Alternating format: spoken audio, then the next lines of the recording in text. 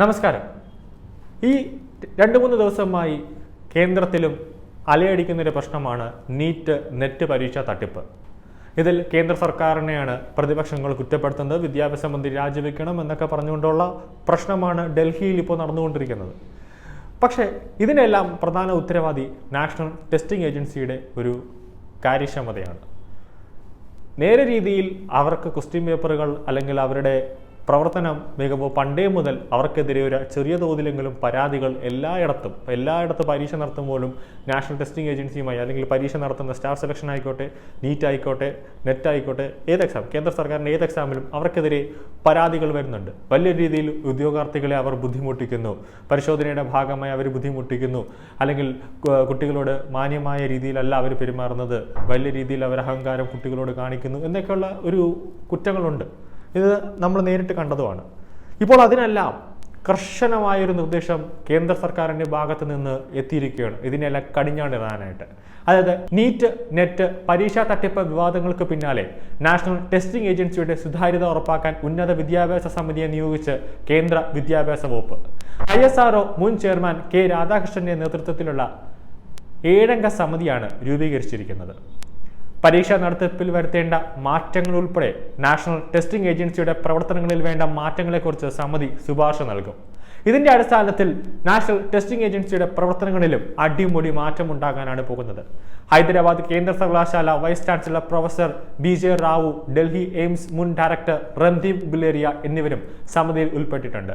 2 മാസങ്ങൾക്കുള്ളിൽ സമിതി റിപ്പോർട്ട് നൽകണമെന്നാണ് വിദ്യാഭ്യാസ വകുപ്പിന്റെ കർശന നിർദ്ദേശം. പൊതുപരീക്ഷാ ക്രമക്കേട് നിയമത്തിന്റെ വിജ്ഞാപനം പുറത്തിറക്കിയതിന് പിന്നാലെയാണ് കേന്ദ്രത്തിന്റെ അടുത്ത നിർണായക നീക്കം. 2024 ഫെബ്രുവരിയിൽ പാസാക്കിയ നിയമം വെള്ളിയാഴ്ച മുതൽ പ്രാബല്യത്തിൽ വന്നതായി സർക്കാർ അറിയിച്ചിട്ടുണ്ട്. പേപ്പർ ചോർത്തുക, ഉത്തരക്കടലാസിൽ കൃത്രിമം കാണിക്കുക തുടങ്ങിയ കുറ്റങ്ങൾക്ക് 10 ലക്ഷം മുതൽ 1 കോടി വരെയാണ് പിഴയും പരമാവധി 5 വർഷം വരെ കഠിന തടവുമാണ് നിയമത്തിൽ വ്യവസ്ഥ ചെയ്തിരിക്കുന്നത്. പൊതുപരീക്ഷാ ക്രമക്കേട് തടയൽ നിയമം 2024 പരിധിയിൽ വരുന്ന എല്ലാ കുറ്റകൃത്യങ്ങൾക്കും ജാമ്യമില്ലാ കുറ്റങ്ങളായാണ് ഉൾപ്പെടുത്തുന്നത്. കേന്ദ്ര വിദ്യാഭ്യാസ മന്ത്രി ധർമ്മേന്ദ്ര പ്രസാദ് നടത്തിയ വാർത്താ സമ്മേളനത്തിലാണ് നിയമം സംബന്ധിച്ച ചോദ്യങ്ങൾ ഉയർത്തുന്നതിന് പിന്നാലെ സർക്കാർ ഈ വിജ്ഞാപനങ്ങൾ ഉടനടി പുറപ്പെടുവിച്ചത്. നിയമം സംബന്ധിച്ച ചട്ടങ്ങൾ നിയമ മന്ത്രാലയത്തിന്റെ പരിഗണനയിലാണെന്നും അദ്ദേഹം വിശദീകരണം നൽകിയിട്ടുണ്ട്.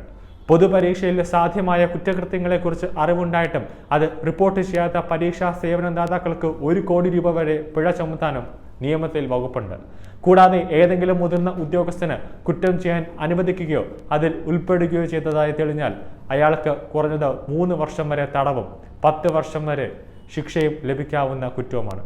വിജ്ഞാപനത്തിൽ ഭാരതീയ ന്യായ സംഹിതയെ പരാമർശിക്കുന്നുണ്ടെങ്കിലും അത് നടപ്പാക്കുന്നതുവരെ ഇന്ത്യൻ ശിക്ഷാ നിയമത്തിലെ വ്യവസ്ഥകൾ പ്രാബല്യത്തിൽ തുടരുമെന്നും കൂട്ടിച്ചേർത്തിട്ടുണ്ട്. ഭാരതീയ സംഹിതയും മറ്റ് ക്രിമിനൽ നിയമങ്ങളും ജൂലൈ 1 മുതലാണ് പ്രാബല്യത്തിൽ വരിക.